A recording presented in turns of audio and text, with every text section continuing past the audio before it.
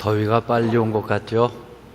오늘도 삼부 예배 오신 것을 환영하며 주의 은혜가 충만하시기를 축원합니다. 본문에는 바리새인 중에 니고데모라고 하는 사람이 밤에 예수님을 찾아왔습니다. 이 니고데모를 수식하는 여러 가지 이름들이 있어요. 우선 바리새인, 유대인의 지도자, 먼저 개역 성경엔 유대인의 관원. 오늘도 본문 밑에 그 주기를 보면 유대 사내들인 공회의원이다 이렇게까지 써 있습니다. 먼저 바리새인 하면 우리는 이 부정적 생각이 먼저 있어요. 사두개인과 바리새인들이 서로 합해 예수를 십자가에 못 박아 죽인 일을 한 사람들, 이런 나쁘다는 생각이 먼저 있는데, 사실 이 바리새인들은 율법의 작은 것까지 꼭 지키려는 경건한 사람들의 종교 단체입니다. 그리고 니고데모는 그 단체의 장로님이신 것 같아요. 이 지도자란 말은 사내들인의 공회의원인데, 당시에 유대 국회는 국회의원이 70명으로 된 국회가 있었습니다. 오늘날도 국회의원은 차관급 대우를 하도록 되어져 있지만 국민이 직접 선출한 선출직이기 때문에 장관 이상 행세를 하는 게 국회의원이들이죠. 고급 관리입니다. 그리고 권력을 가진 사람입니다. 그러므로 니고데모는 종교적으로는 경건한 바리새인이고 존경받는 장로님이시고 권력과 이 사회적 지위를 갖고 있으며 자연스럽게 따라오는 것이 명예와 돈을 가진 사람입니다. 니고데모가 밤에 예수를 찾아온 이유도 자기의 신분 때문이었을 것으로 봅니다. 니고데모는 마음속에 예수에 대한 소문을 들었고 이 영생과 구원에 대한 궁금증과 목마름이 있었는데, 낮 시간에 예수님을 만나러 가면 예수님 주변에는 세리와 창기와 가난한 사람과 병든 사람과 사회적 지위가 없는 사람들 대부분이 있는데, 국회의원 아무개가 갈릴리 예수를 만나러 왔다더라 이런 소문을 의식해 사람들이 보지 않는 한밤중에 예수를 만나러 오지 않았을까.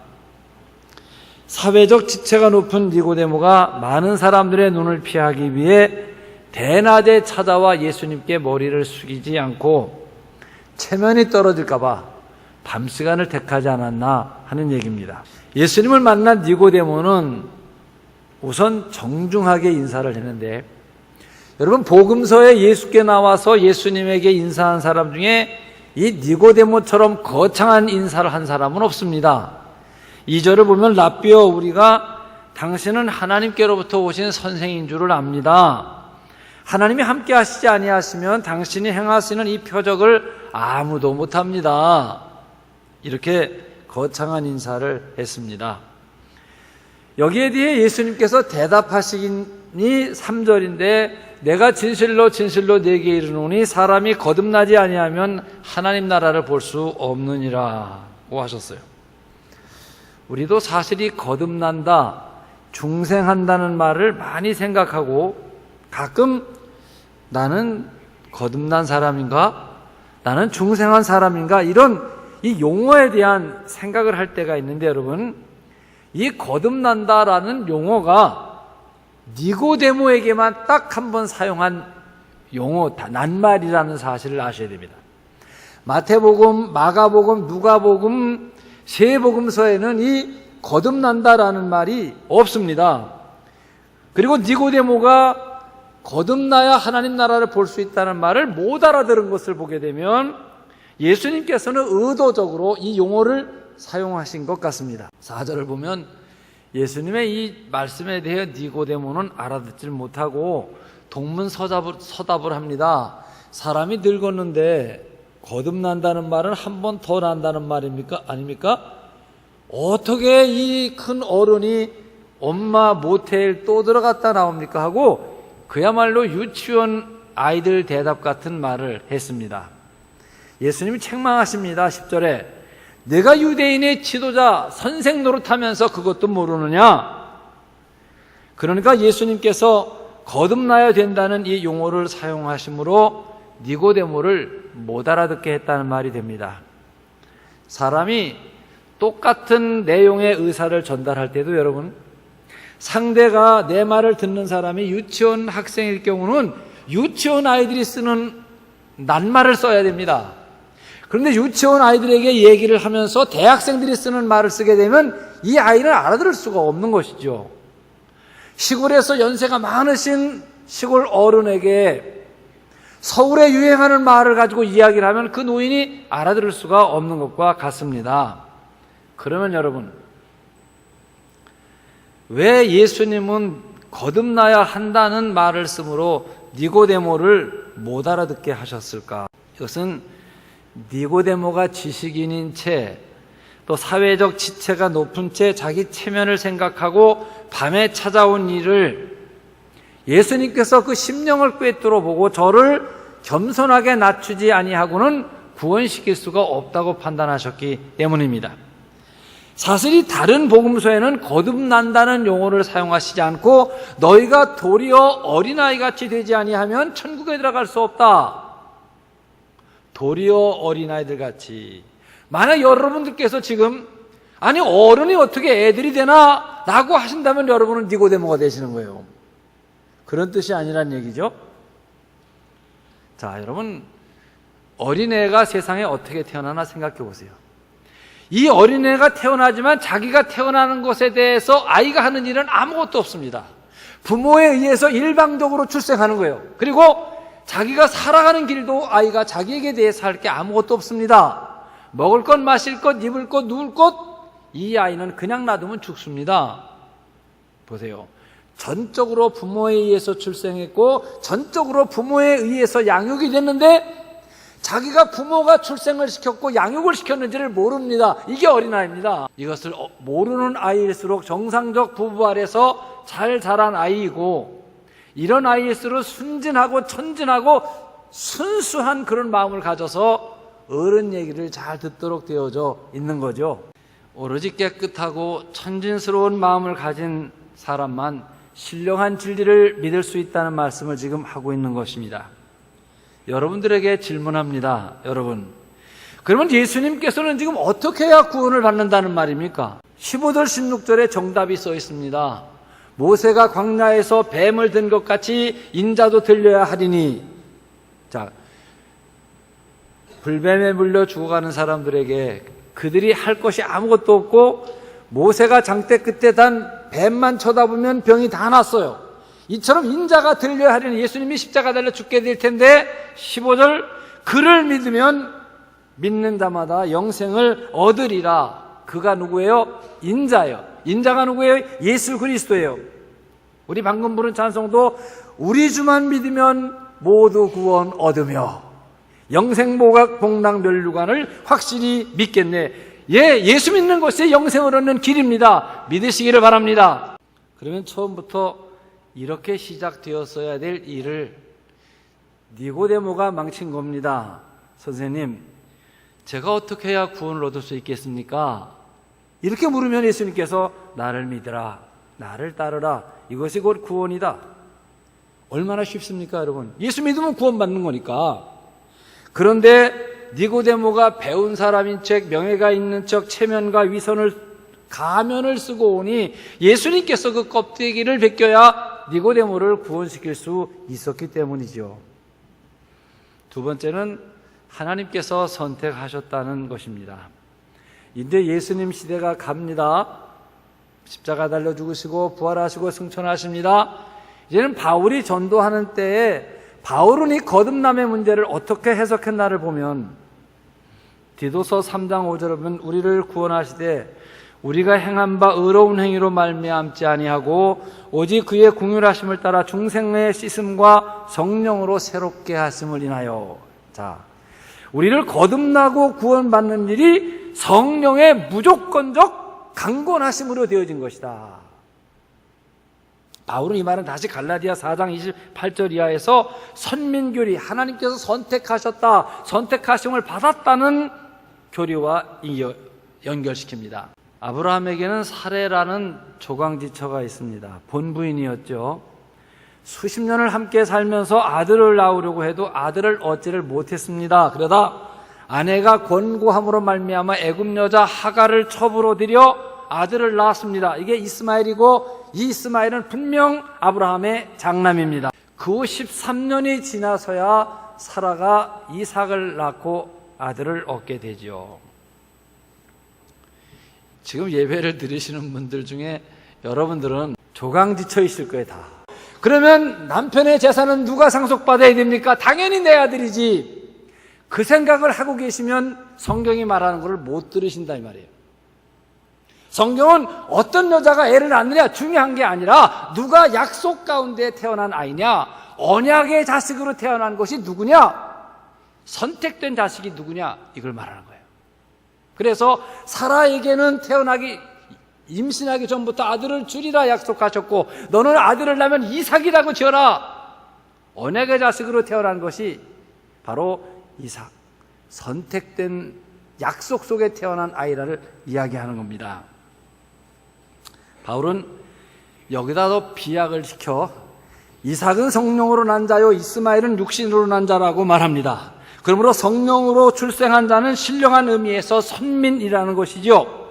그래서 신령한 차원에서 언약적 자식, 아브라함의 자식 이삭을 말하고, 우리에게는 하나님이 택하신 사람들이 거듭난다, 구원받는다, 그런 얘기입니다. 이젠 중생과 거듭남을 교리적인 측면에서 좀 말씀드리면, 거듭남은 한마디로 구원의 시작, 출발점을 말하는 것입니다. 하나님이 선택하셔서 구원을 주시는 역사에 한 심령 속에 일어날 때 첫 출발을 거듭남 또는 중생했다라고 말합니다. 이것은 하나님께서 우리를 구원해 주시고 거듭나게 하시는 전적으로 하나님께서 하시는 구원의 역사입니다. 설명을 드리면, 아무리 땅이 비옥하고 기후 조건이 좋아도 농부가 씨를 뿌려야만 농사가 시작이 되죠. 맞죠? 100년 동안을 비옥한 땅이 갈아놓고 이랑을 만들고 거름을 주어도 농부가 씨를 뿌리는 순간부터 농사는 시작되는 것이지 땅이 하는 것이 아니다 이 말이에요. 여기 아주 예쁜 결혼 정년기에 아가씨가 있습니다. 이 아가씨는 어마어마한 재산을 상속받을 수 있는 무남 동료예요. 그리고 서울의 유명한 대학을 나온 엘리트예요. 그리고 진선미를 다 갖춘 올가을에 미스 코리아에 나가면 미스 지인 될 수 있는 아주 미모를 가진 여자입니다. 그런데 질문 드립니다. 이 아가씨가 아기를 낳으려면 어떻게 해야 됩니까? 많은 재산 상속받는 거나 명문대학을 나온 것이나 또는 예쁘게 생긴 것과 상관이 없습니다. 100년을 그렇게 기다려도 아이를 가지려면 생명의 씨가 그 여자의 몸속에 들어가야만 생명의 출발, 잉태가 시작이 되는 것과 같은 거예요. 자, 니고데모가 그렇습니다. 그가 종교적으로 건건한 사람입니다. 사회적 지위가 있는 사람입니다. 부자입니다. 윤리도덕적으로 흠이 없습니다. 의롭고 선하게 살기 위해 노력하는 사람입니다. 지금까지도 그 선행을 많이 쌓았습니다. 그러나 그거는 니고데모가 쌓은 선행이지, 생명의 씨앗이 니고데모의 심령 속에 떨어져서 발화되지 아니하면 니고데모는 구원받을 수 없다는 이야기입니다. 반드시 하나님으로부터 생명의 씨앗이 뿌려져야 됩니다. 복음의 씨가 그 심령에 떨어져야 합니다. 100년을 그가 선행을 쌓아도 예수 그리스도 십자가에 죽으시고 부활하신 이 생명의 씨앗이 니고데모의 심령에 떨어져야 니고데모는 천국에 들어갈 수 있습니다. 구원받을 수 있습니다. 니고데모가 무엇을 해서가 아니라 위로부터, 주님으로부터 생명이 주어져야 구원을 받는다는 이야기입니다. 다음은 이 거듭남을 의식하느냐 의식하지 못하느냐의 이야기입니다. 사실 생의 탄생을 의식하는 사람은 없습니다. 혹시 여러분 부모님들 결혼하는 거 보셨어요? 여러분 부모님들 시집장가 가는 거 보셨냐고? 보신 분은 좀 잘못된 거야. 그러니까 결혼식 안 하고 여러분을 낳으신 게 돼. 그러니까 못 봤죠. 분명히 여러분의 부모들이 결혼을 하고 신혼여행을 갔다 왔어요. 그 사랑을 했어요. 그래서 수정이 되고 잉태가 되고 분명히 10개월이란 태아의 시간이 지나는데 그 잉태와 수정과 잉태, 태아로 있다가 여러분이 출생하셨어. 그런데 이 사실을 기억하거나 의식하고 있는 사람은 아무도 없다는 얘기를 드리는 거예요. 어떤 사람은 자기가 출생하면서 탯줄이 끊어질 때 연필 주세요. 그리고 달력에다 내 생일이 그리고 동그라미 친 사람. 그런 사람도 있을 수가 없어요. 이 학술적인 표현으로 의식 이전의 역사라는 말을 씁니다. 구체적으로 설명을 하면 사람에겐 인격이 있는데 그 인격의 구성 요소가 지식과 감정과 의지예요. 무엇을 느끼느냐, 무엇을 아느냐, 어떻게 행동하느냐가 종합되어 한 인격체가 되어지는데 여러분, 내가 무엇을 기억하거나 인식하는 데 있어 지식이 먼저입니까? 감정이 먼저입니까? 아니면 행동이 먼저입니까? 그러면 이 지정의라고 하는 것은 독립된 다른 것입니까? 아니면 하나를 다르게 표현하는 것입니까? 깊이 한번 생각해 보시기를 바랍니다. 사람의 의식이란 생명보다 훨씬 나중의 일입니다. 아무리 머리가 좋은 사람도 4살 이전의 일을 기억하는 사람이 없습니다. 1배배 마치고 1층 복도에서 우리 집사님 한 분을 만났어요. 애가 한 30살 됐겠어요. 야, 목사님이다 인사해라. 애는 이렇게 저를 쳐다보고 웃지요. 아이고 네가 누구구나, 정훈이구나. 너 유아세례 주신 목사님이야, 인사해. 걔가 유아세례 받은 거 기억하겠어요? 못하겠어요? 못하죠. 그럼 기억 못한다고 유아세례 안 받았느냐? 회중이 다 보는 앞에서 공개적으로 유아세례 받았어요. 근데 그 아이는 기억 못해요. 그 아이가 기억하는 것은 출생보다 나중에, 아주 나중에 일이 된다는 것을 설명드리는 것입니다. 보세요 여러분, 아무리 기억력이 좋은 남자도 엄마 따라서 여자 목욕탕에 갔던 일 생각하는 사람이 하나도 없어요. 엄마가 그걸 알고 기억 못할 때까지는 여탕에 데리고 다니는 거예요. 그러면 우리 분명히 영유아기가 있었고 여러분 태아기도 있었어요. 근데 영아기나 태아 때의 일을 기억하며 사는 사람은 없는데 없다고 하여 없었던 일은 아니다 이 말이에요. 분명히 있었던 내 생애의 중요한 사건인데 그 사건이 없이는 내가 세상에 출생도 못했는데 나는 의식하지 못한다 이런 말씀이에요.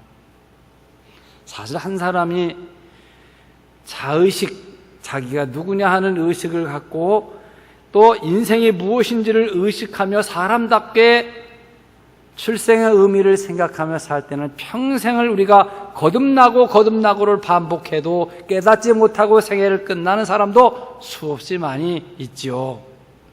거듭남이 그렇습니다. 내가 한 일이 아닌데 어떻게 알 수가 있겠습니까? 자기가 중생한 것을 자기가 모릅니다. 어느 때 누구의 설교를 듣고 중생했는지, 성경을 읽다가 중생을 했는지, 기도하는 가운데 성령의 역사가 있었는지 나도 모릅니다. 언제 하나님께서 나를 사로잡으셨는지는 모르지만 분명한 건 지금 나는 성령에 사로잡혀 사는 사람입니다. 언제부터인지 모르지만 남들이 내 믿음 시원치 못하다고 말합니다. 그러나 분명한 것은 나는 예수 없이 못 삽니다. 나는 교회 안 다니고 살아갈 수가 없습니다. 나는 오늘도 주님께 사로잡혀 주일날 교회에서 하루 종일 있습니다. 그리고 나의 주인이신 예수 그리스도께서 내게 맡기신 일을 감당을 합니다. 나도 왜 그런지를 모릅니다. 너무나 신비하기 때문이죠. 여러분, 내가 하나님을 아버지라고 부르는 것이 신기하고 십자가에 죽으신 예수님께서 내 죄를 사시기 위하여 죽으셨다는 사실이 믿어지는 게 신비하고 그분이 나의 구주로 고백되어지는 것이 신비하고 그분이 끝까지 내 생애를 책임지고 인도해 주실 것을 믿어서 믿어짐이 감사하고 결국은 내가 그분의 나라에 간다, 천국에 간다는 사실이 확신을 갖고 산다는 것이 얼마나 신비한가 생각해 보십시오. 그러므로 저는 거듭난 사람입니다. 그러므로 여러분 모두가 거듭난 사람들이십니다. 여러분은 중생하신 분들이십니다. 기도하겠습니다. 사랑하시는 주님, 니고데모에게 알려주시는 이 거듭남의 비밀을 들었습니다. 한 생명이 출생하는데 자기가 하는 일이 아무것도 없습니다. 부모에 의해 전적으로 출생하고 부모에 의해 전적으로 양육을 받으며 살아납니다. 그래서 자기의 출생을 아는 사람은 없습니다. 그러나 한참 시간이 지나고 출생을 의식할 때 우리는 우리가 성장했구나, 성숙했구나를 깨닫게 되지요. 우리들이 예수를 구주로 믿는 것, 하나님을 아버지로 고백하는 것, 십자가에 흘리신 피가 내 죄 때문인 것을 오늘 내가 주님께 붙들려서 주의 성전에 나와 있으며 일생을 주님이 인도해 주실 것이 믿어지고 천국을 소망하며 살아가는 것이 모두 신비로운 성령의 거듭난 하나님의 역사인 것을 믿게 해 주시니 감사를 드립니다. 예수님 귀하신 이름으로 기도하옵나이다. 아멘.